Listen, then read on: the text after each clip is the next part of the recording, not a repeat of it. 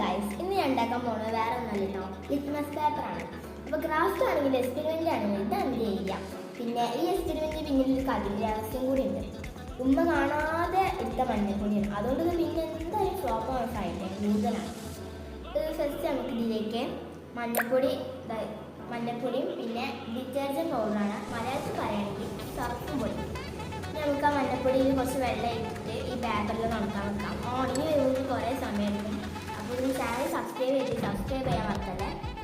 നല്ല ഉണങ്ങുമ്പോൾ അതിലേക്ക് ആ ഡിറ്റർജൻറ്റ് പൗഡറിൽ ബെൽസോ അല്ലെങ്കിൽ കൈ ഉപയോഗിക്കാം. ഞാൻ കയ്യിലാക്കണമെന്നുള്ള വിചാരിച്ചിട്ടുണ്ട് ബെൽസ് ഇട്ടിട്ടുണ്ട്. എനിക്ക് ഇഷ്ടമുള്ള അതിലൊന്ന് എഴുതി കൊടുക്കാം.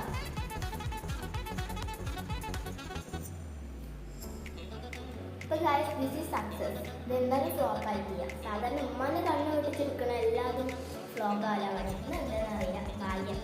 ഞാൻ അതിൻ്റെ ഇടയിൽ ഒരു കാര്യം പറയാൻ വിട്ടു. കുറച്ച് വിനീഗർ അതിൻ്റെ കൂടെ മാറ്റി വെക്കണമല്ല. അത് എന്തിനാണെന്നില്ല, ഞാൻ കാണിച്ചു തരാം.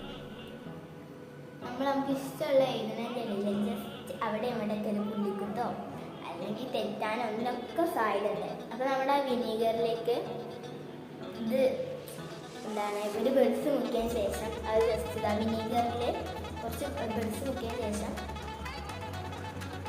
അത് ആ തെറ്റിയ ഭാഗം ഉണ്ടാവുമല്ലോ. എൻ്റെ ഇപ്പോൾ തെറ്റിയിട്ടൊന്നുമില്ലെന്നാലും ജസ്റ്റ് കാണിച്ചു തരാൻ വേണ്ടിയിട്ടാണ് കേട്ടോ. ആ തെറ്റിയ ഭാഗത്ത് ജസ്റ്റ് ആക്കുമ്പോൾ അത് പെട്ടെന്ന് മാഞ്ഞു പോകുന്നു. നമുക്ക് പിന്നെ അവിടെ എല്ലാം ചെയ്യാം.